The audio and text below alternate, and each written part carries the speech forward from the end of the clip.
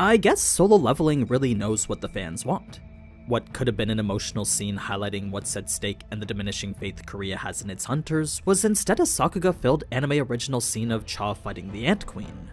Both would have been pretty awesome, but you know as much as I do, one appeals more to the mainstream than the other.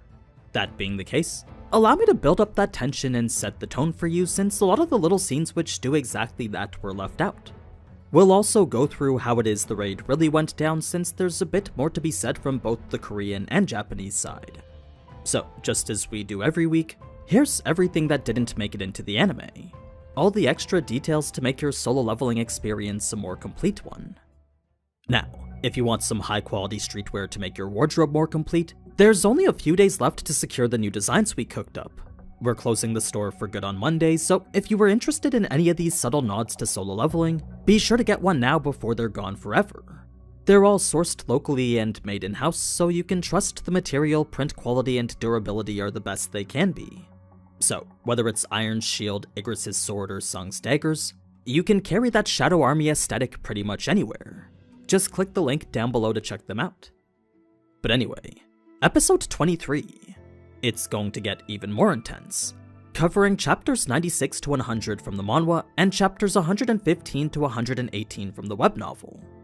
Let's start things off at the beginning of Raid Day, where numerous warships would be deployed all from the coasts of China, Taiwan, Japan, and Korea. Despite half those countries not being involved, it seems others were preparing for the worst. Korea naturally had several contingencies in place too, part of which was the large number of hunters stationed to the south. They were ready for any ants that might have fled to the mainland. This is because, even in the case of a successful mission, there was a good chance at least a few ants would find their way there. So, with the number of hunters it required to take out just one, sending multiple strike squads south certainly wasn't overly precautious at all. Multiple other strike squads were stationed to defend national territory, each consisting of one B rank leader, 3 C ranks, then over 10 D and E ranks. They were groups comprised of both active and retired hunters. There were even those who awakened yet chose not to become hunters.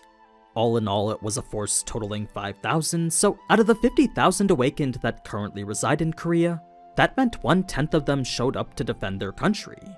A lot of these volunteers are people like the cameraman, who's a good example of someone who awakened yet chose not to become a hunter.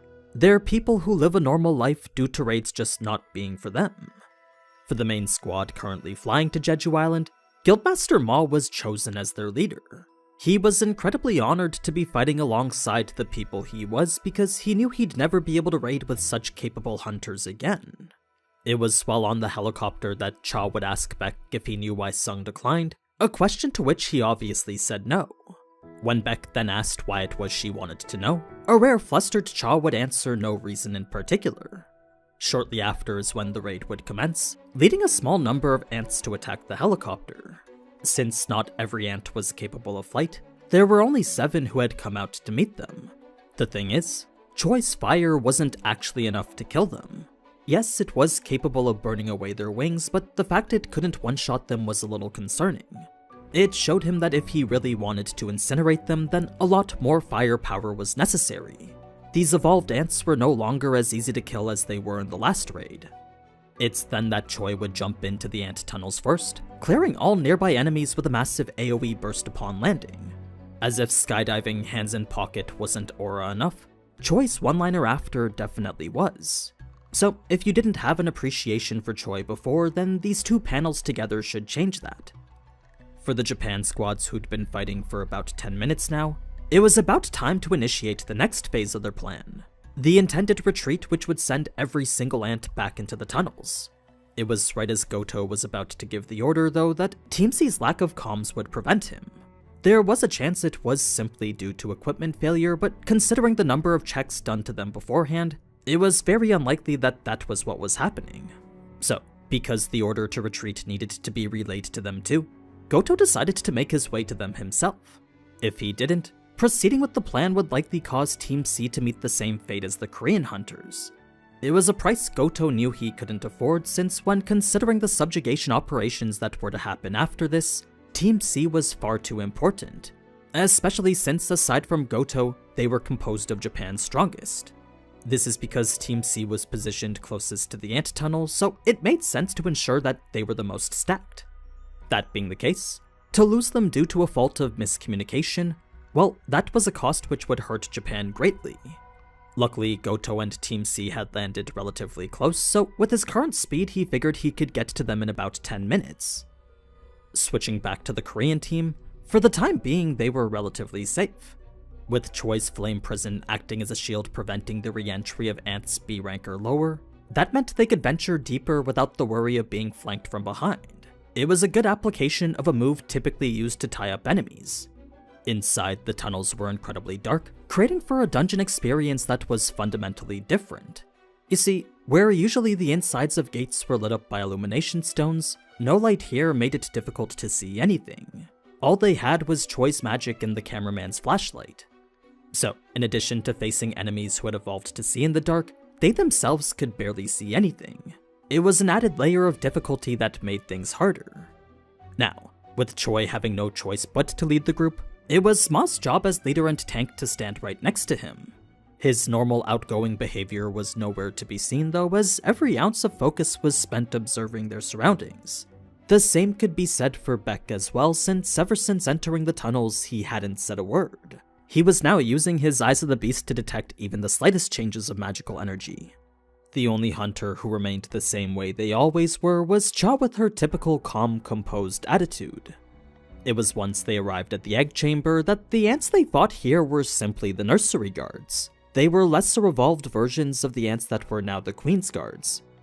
This brings us back to the Japanese side, where Goto would arrive at Team C's massacre. The novel didn't describe how said massacre happened, but when compared to the manhwa, the anime was a perfect execution of their executions. Now, you might be wondering how it is Kenzo got injured before this, but it was simply because the ants were more organized than he thought. By attacking with military tactics and flying in a battle formation, the intelligence they exhibited was far beyond what he was expecting. It was another example highlighting the ants' crazy evolution. Now, it was in the novel that Team C actually had 5 S-ranks, since the overall strike force was all 20 of Japan's S-rank hunters. That being the case, the fact all 5 were killed regardless made their executions all the more worrying. Their bodies didn't indicate any sort of battle either, so where Goto's teammates assumed it was a fight involving multiple ants, Goto immediately knew it was one. The lack of ant corpses made such a conclusion clear. Their eaten heads also indicated the same cause of death, so when combining that with the fact that this was the work of only one monster, the conclusion Goto came to was that this had to have been done by the raid boss. He would then call headquarters and ask for the location of the Queen, wanting to confirm whether his suspicion was true or not. You see, with Japan being one of 3 countries possessing a satellite equipped with magic energy detection technologies, it was very easy to pinpoint where exactly the Queen was whenever they wanted.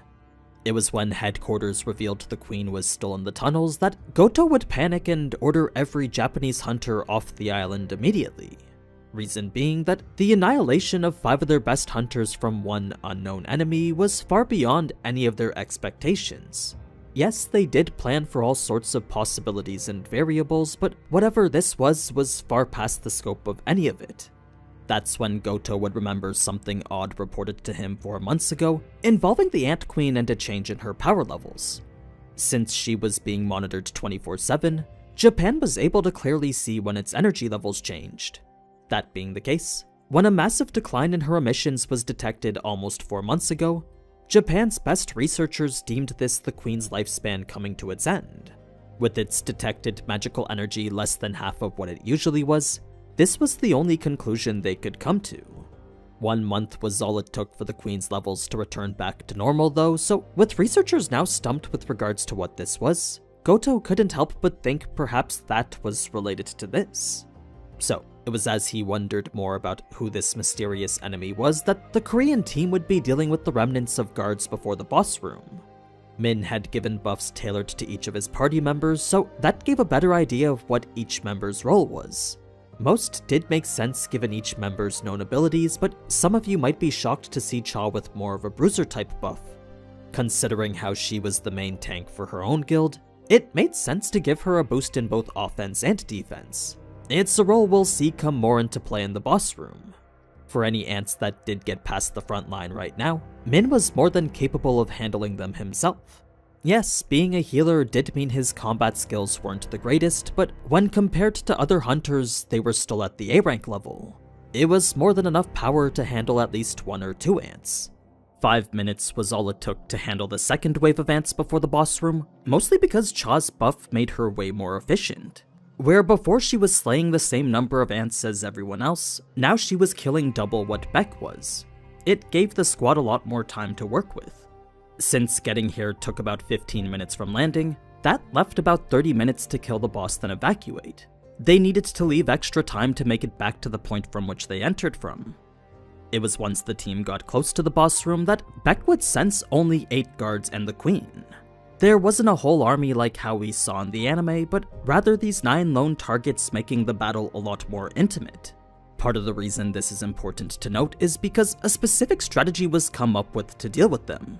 You see, with each guard being as strong as an S rank, Ma tanking all of them simply wasn't possible. If they were gonna take these ants on properly, then a secondary tank was needed to draw aggro from the Queen's guards. So, given that Cha was the main tank for her own guild, it made sense to set her as the secondary tank. She would be the primary guard while Ma preoccupied the Queen. This led her to engage with a skill called Tremor of Provocation, which as an AoE taunt, drew aggro from all the guards and the Queen. Ma would then use his own Battlecry of Provocation, which, unlike Cha's skill, was a single target taunt drawing attention from only the Queen. So, with the guards and Queen now split, all Ma had to do was endure. He simply stood tall and prayed his efforts were enough to protect both himself and his colleagues. It was at this point the cameraman would try to step up, but Min's forceful pull back was a lot stronger than he expected. To add to why Min did that, it was essentially because no one was responsible for keeping the cameraman safe other than himself. With the boss fight now well underway, not a single hunter had time to look out for him anymore. So, this was a message to which the cameraman had zero response to, but he was thrown back by just how powerful Min seemed. Though physically he was the weakest S rank, not only did his aura completely overwhelm his own, but his strength was many levels greater as well. It made clear the difference between an S rank and an A rank. This brings us to a scene I was pretty surprised they didn't include, since it does well to showcase the far-reaching impact of Jeju Island across the country. Meet Grandma and Grandpa, an old couple where one's interested in the raid and the other not. Grandpa used to be highly interested in all things related to Jeju Island, but lately he found himself apart from it. The reason he was so invested before was because the day the gate first broke there was the day he lost his only son. It was an event that caused him to become a massive supporter of hunters too, since what other way was there to avenge his son than help the people he could? So, for years, Grandpa would donate lots of money to the Hunter Association, filling his heart with anticipation that this raid would be the one to avenge him. He was so caught up in seeing it happen that in the days before the raid he couldn't even sleep. This of course filled him with high expectations too, but the more eager he was, the bigger the disappointment when those raids ultimately ended in failure. So it was during the third raid that the news would say all the things that they were saying now, leading Grandpa to feel like he was betrayed since it all turned out to be a lie. The reporters always said how the raid was going to work this time, but with each attempt, the outcome was always the same. Eventually, Grandpa would stop talking about hunters altogether, as he had stopped expecting the one thing he wanted most from them. To him, the subjugation of the ants was a dream long gone now. It's the reason why he's so grumpy here, and it's also why he's so emotionally invested shortly after. It was before he would have this change of heart, though, that Grandma would show her faith all the way through. She never gave up hope that these hunters could avenge their son. She did feel bad that such young people were seen getting injured, but she also cheered whenever they made progress. Like, with each Queensguard the team took out, both her and the neighbors around her could all be heard yelling. It was a sentiment of hope shared across the entire country. It was when only 2 guards were left that's when Grandpa would join her, showing nothing but anticipation for the success of the hunters currently fighting. Both were overcome with emotion as they reminisced of the last memory they had with their son. It was a celebration for the job he'd just secured over at Jeju Island. So, this scene may not seem like much, but what it does give is an inside view into the perspective of the everyday person. Last episode, Chairman Go was worried about the diminishing faith in the Hunter Association, and this right here was the scene to prove it. That notion that an entire nation was depending on them was really made clear. Now, for the sole TV station that was reporting the raid, its audience rating had reached a new viewership record of 85%. For context on how much that was, even if South Korea was to reach the finals of the World Cup tomorrow, no studio would even come close to that. Everyone was way more interested in the country about to become one of the few who've successfully cleared an S-rank gate. With only America, China, Russia, and France completing one before, this Korea-Japan team was about to become the 7th to ever do so. So, given how rare of an occurrence this was, the director couldn't help but think about all the money he was about to make. That's when the howling screech could be heard from his feed, along with an update regarding the alarming news that the Japan teams were withdrawing. This brings us to the fight with the Queen herself, which honestly the anime did better than both. They added quite a lot to Cha's scenes, and the panels which the manhwa depicted beautifully were brought to life as best they probably could. I do still like to appreciate how amazing the manhwa looks though. It was after getting healed from the acid attack that Ma would activate the defense skill Advanced Fortification, enabling him to endure the Queen's attacks easily now. The rest would jump in and force the Queen into a corner, leading Beck to see that this was it for her. His instincts revealed exactly how she felt up until the screech happened. It was once the fight was over that the novel and anime would show this brief moment of celebration, but in the manhwa there was no such time for that. As soon as the Queen was dead, the Ant King would be there shortly after. It was right before it showed up though that Hunter Ma would get the call confirming the Japan team's withdrawal. Immediately, everyone began to assume this situation was futile, since if 20 S-rank hunters couldn't even hold off the ants for 30 minutes, then how could the 6 of them fend off an entire army indefinitely? It was a bad situation turned worse when he showed up. With the Ant King's footsteps sending shivers down their spine, the hunters present could only stare in awe at it. Cha would be the first to recognize something was incredibly wrong, since for a monster so ominous, she couldn't sense its presence at all. The Ant King was a being she could only sense with her eyes. This was a discrete level of power she'd only ever felt once before, and that was from Sung himself.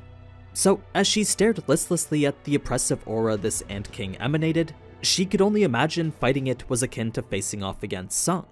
It was a fearsome thought that caused her to shudder and restricted her breathing. Ma, as the leader, needed to make a quick decision here, but as logical as it was to just fight the monster, a strong sense of unease prevented him from giving the order. It was when he finally overcame every basic instinct telling him to run that the Ant King had already gotten behind him. In a flash, it moved to the Queen without a single hunter noticing. It was speed that confirmed this was in fact a threat unlike any they'd ever faced before. So, it didn't simply walk like how we saw in the anime, and it didn't eat the Ant Queen either. It instead roared so menacingly it brought everyone to their knees. It's not clear whether this was an attack or not, but the sheer intensity of it was enough to paralyze everyone. Only Cha remained standing, albeit just barely. That's when the Ant King would choose to focus her, striking her on the side of the head and rendering her unconscious. The rest of the fight is depicted very faithfully to the manhwa, but does differ slightly when it comes to the novel. So, as shocking as it was to see Cha removed from the fight instantly, every hunter present knew the longer they hesitated, the less likely it was for them to survive. It was a mindset that led Ma to grab the Ant King with a bear hug, restricting its movements until his opponent would sever his arms from the inside. It was then Beck knew he had to intervene, because to not do so now meant Ma would have been killed right there. This forced the Ant King to switch his targets, defeating everyone until Ma would enter again. Turns out the others had been healed too, so every hunter minus Cha got to get a beatdown a second time. It was once Ma had returned for the third that finally the Ant King would clue into the existence of a healer. You see, Min's camouflage was working perfectly. The Ant King truly had no idea where he was, but now that he knew Min was around, there were several ideas it had to work around it, one of which was to use Ma as bait. So, the Ant King decided to constantly damage him by giving him the Loki treatment, but held back just enough in order to keep him alive. That way it would look as if he was about to kill him, forcing Min to have to heal Ma over and over again. This created for a constant output of healing magic, from which the Ant King could then pinpoint Min's location. You see, Small bursts made it impossible to hone in on where it was coming from, but a steady stream of magic would eventually become perceptible to anyone. This would be how the Ant King found Min, ultimately leading to his death. Eating his head then allowed it to gain Min's strength and knowledge, which is a topic I'll actually cover in an extra cut content video. The way this monster became the Ant King is actually a small side topic of its own. Now, it was when the Ant King asked Beck where the Human King was that in the novel Beck would straight up out Goto and say he was outside. As cowardly as it was, Beck had no choice but to use Goto as a means to buy time for him and his teammates. Now, considering how the outcome of Goto's fight is still inconclusive, I'll wait till next week to talk about how that went. If you're wondering why Goto decided to call himself the king though, you'd be surprised to know it wasn't entirely out of hubris. It was actually a firm belief that stemmed out of a position he planned to hold in the future. Since Japan's true plans were to subjugate Korea and create an empire, Goto knew the only viable person to assume that throne was him. So when he really thought about what it was the Ant King was asking, Goto had no problem confirming he was the king. To him, he had every right to say he was. It was only a matter of time before such a position was solidified as truth. At least that's what he thought anyway. But yeah, that's pretty much it for this episode.